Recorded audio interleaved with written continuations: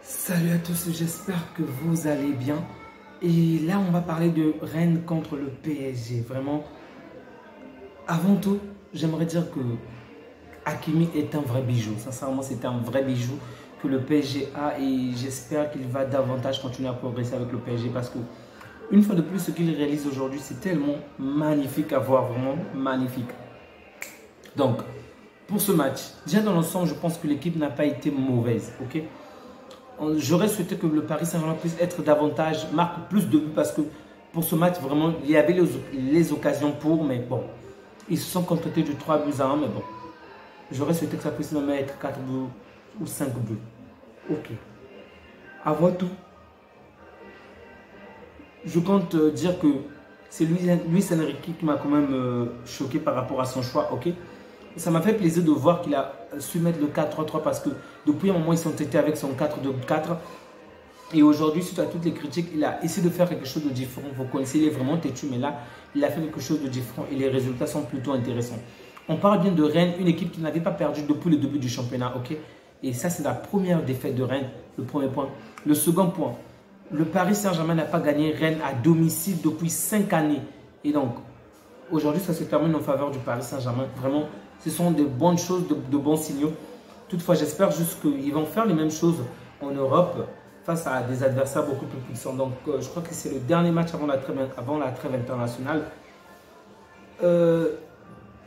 Il y a des choses quand même alarmantes dans ce match, dans les performances qu'ils ont réalisées, bien évidemment. Tout n'était pas parfait. En premier lieu, par rapport déjà à Donnarumma, sincèrement, je l'ai juste trouvé exceptionnel aujourd'hui. Il était vraiment là, on avait besoin de lui et il a su vraiment prendre le contrôle de sa défense. C'est vrai qu'on a marqué un but, mais il n'est pas fautif sur le but, sincèrement. L'adversaire, le jeu était tellement bien joué que vraiment ça a été bien fait. D'ailleurs, j'ai même été content pour le but.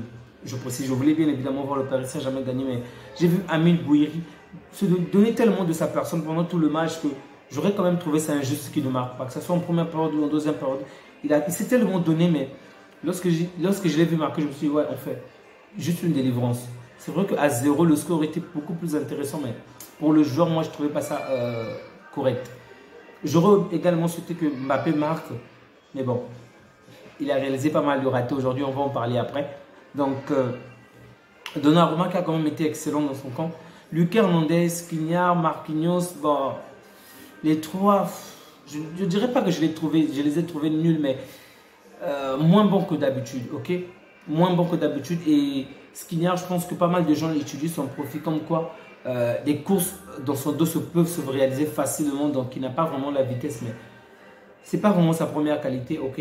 Et donc, ils n'ont pas été nuls, mais ils ont moins été performants que d'habitude. Ugarte également dans le même panier qu'eux. Il a fait de bonnes choses, mais moins bonnes que ce qu'il a l'habitude de montrer avec le Paris Saint-Germain. Ça peut se comprendre parce que ces derniers temps, lui, il a joué avec un compagnon, ok, donc puisque c'était le 4-2-2, donc avec 2 milieux de terrain, lui avec un autre compagnon, et là il est passé directement à 3. Peut-être que ça peut être la cause ou juste l'épuisement, mais bon, il n'a pas été très bon aujourd'hui. Tandis que Zaïre Emery et Vitinha ont quand même été excellents, ils ont quand même été bons. C'est vrai que Vitinha nous descend quand même lorsqu'il joue vers l'arrière, mais lorsqu'il joue vers l'avant, on est généralement satisfait de ce qu'il fait. Et aujourd'hui également, il a fait la même chose. Il s'est vraiment projeté vers l'avant. Et le but qu'il a marqué, vraiment, c'est un magnifique cadeau, un magnifique bijou. C'était tellement beau la manière dont la balle est allée se loger dans le filet du gardien. C'était vraiment beau à voir. Donc, bonne performance de la part de Vitinha et Zaïre Emery, qu'il avait déjà fait lors de l'Europa League. Je n'avais pas débouffé le match du Paris Saint-Germain, c'est vrai, mais c'était en multiplex, donc j'ai pas pu voir le match en globalité, du coup je ne pouvais pas débriefer normalement. Donc le but que Zaïre Emery marque était juste, du moins qu'il a fait marquer à Hakimi est juste fabuleux. Je crois que pendant l'Europa League, il a fait avec Lucas Hernandez et là il le fait avec Hakimi. Une passe vraiment somptueuse, un cadeau, un bijou vraiment venu d'ailleurs. Belle passe de Zaïre Emery. Vraiment, il m'étonne. Vraiment, il est juste exceptionnel malgré son âge. Il fait de très bonnes choses. Bravo à lui. Qu'il puisse continuer ainsi et il pourra qu'avoir de meilleures opportunités pour la suite. Ousmane Dembélé, il apporte toujours du danger. Il apporte toujours, comment on va dire, cette créativité offensive, ok, je n'arrête pas de bailler, je suis fatigué. Cette créativité offensive, ces projections, vraiment, il apporte du danger, mais comme vous le savez, lorsque celui qui doit tirer, lorsque celui qui doit faire le dernier geste, ce n'est toujours pas bon. Donc, rien à dire sur ce point. Et là, je vais parler de deux joueurs. Et vous allez me dire, selon vous, lequel de ces deux joueurs a vécu la soirée la plus frustrante? Pour moi, je pense que c'est Ramos. Commençons par Ramos. Non. On va même commencer directement par Kylian Mbappé. Kylian Mbappé a réalisé une première période plutôt, on va dire, pratiquement absent. Okay, il a eu des occasions, mais il n'était pas très visible. Et en seconde période, il parvient à se créer vraiment de belles occasions. Sincèrement, il arrive à faire la différence par les dribbles, par la projection. Vraiment, il se donne à fond. Et l'action la plus compliquée du match, c'est celle où il affronte carrément Brice Samba. Il efface les défenseurs, il efface le gardien. Face à face avec le poteau tout seul, il rate. Ok. Des bonnes occasions qu'il obtient, il fait des passes décisives, donc il veut créer, il veut être décisif en réalisant des passes. Les joueurs qui reçoivent la balle comme Ramos rate, le petit qui rentre après, il s'appelle comment déjà, le petit Lyonnais là, j'ai oublié son nom. Il s'appelle comment déjà, Barcola, ok. Barcola également, qui reçoit sa passe, Barcola également ne marque pas. Ça doit être frustrant pour lui parce que sincèrement, il a eu tellement d'occasions. Et je le disais déjà, je crois même avant le début de la Ligue des Champions ou quelques temps après, pour dire que Kylian Mbappé est très fort pour créer du danger, mais lui également doit s'améliorer lors des dernières lignes. Ok, je crois que ça devait être le premier match avec Dembélé. Je disais que il est bon, ok, mais pour les derniers gestes, il a vraiment de quoi s'améliorer, ok. Il doit vraiment s'améliorer et aujourd'hui, il est encore prouvé. Il y a eu des actions où il pouvait vraiment faire la différence par lui-même pour vraiment accroître ce score, mais il n'a pas pu faire la différence. Et j'ai vraiment eu pitié, de la peine pour lui parce que avec tout ce qu'il a fait, surtout en deuxième période, tous les efforts, je souhaitais vraiment que ça puisse se conclure en un but, mais bon, c'est la vie, il n'y a pas que des bons côtés. Du côté de Ramos, je pense que la soirée de Ramos, elle a été encore plus frustrante parce qu'il a joué toute une période où il n'a pas vraiment été brillant. Et en seconde période même encore, on crée des actions pour lui. Il a des actions où il peut faire la différence par lui-même. Il est vraiment en face du gardien. Il ne parvient pas à marquer. Kylian Mbappé le fait la passe pour qu'il fasse la différence. Il tire tout droit, le gardien l'arrête. Il pouvait bien évidemment remettre la passe à Kylian Mbappé, mais il ne l'a pas fait. Ça peut se comprendre parce qu'il était en face du gardien, pas de problème. Mais rater cette action-là, c'était tellement... En fait, le but était tellement évident, mais qu'il l'a raté. C'est pas grave. Qu'est-ce qui se passe juste l'action d'après? C'est qu'il perd la balle dans son propre camp, dans le demi-terrain du Paris Saint-Germain. Il perd la balle et là, l'adversaire marque. Aïe. Ok, tu vas te dire que peut-être qu'il va se rattraper, mais en fait, Kolo Muani était déjà au bord du terrain. Donc, on a prêté déjà Kolo Muani à rentrer dans le terrain. Du coup, puisqu'il venait de rater, donc l'action venait de prendre fin, l'adversaire a marqué. Ok, donc on va remettre la balle au centre. Et là, on le sort tout de suite. Pitié, ça fait tellement mal. Donc, tu rates un but important et tu perds la balle dans ton camp. L'adversaire marque suite à la perte de ta balle. Et là, on fait rentrer Kolo Muani. Et qu'est-ce que Kolo Muani fait lors de sa première touche de balle? Il marque. Oh, ça doit être dur pour lui en ce moment. Vraiment, ça doit être dur parce que, il faut le dire, c'est qu'entre les deux joueurs, pour l'instant, je pense qu'il n'y a pas vraiment de titulaire. Ok, on attend encore lequel des deux joueurs va réaliser de meilleures performances. Sincèrement, s'il faut les comparer avec Asensio, pour moi, je trouve que Asensio est plus pertinent pour l'instant. Mais depuis un bon bout de temps, Asensio est blessé. Donc, pour les deux joueurs, il y a encore de la rivalité entre eux. On veut savoir qui sera le réel titulaire. Et là, Kolo Muani a vraiment mis une belle baffe à Ramos. En fait, Ramos a mis une belle baffe à lui tout seul parce que ne pas marquer, rater autant d'actions, perdre la balle, donc être à l'origine du but de son camp. En plus, ton rival marque dès la première action, ça va forcément marquer les esprits.